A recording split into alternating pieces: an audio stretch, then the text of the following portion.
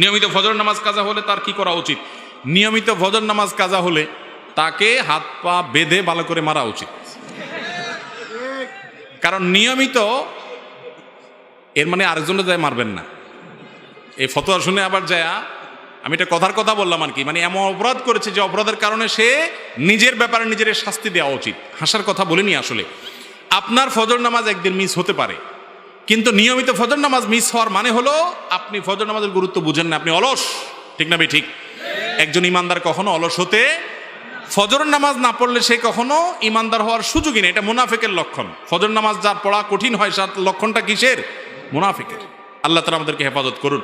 ফজর নামাজ জামাতের সাথে পড়ার চেষ্টা করতে হবে। মাঝে মধ্যে ভুল হতে পারে, বাদ যেতে পারে, নিয়মিত হতে পারে না। অনেকে আছে সকাল 7টা 8টা উঠায় সুন্দর মতো নামাজ পড়ে, আছে না নাই? এটা জায়েজ নাই। নামাজ ওয়াক্ত মতো আদায় করতে হবে, এটা ফরজ।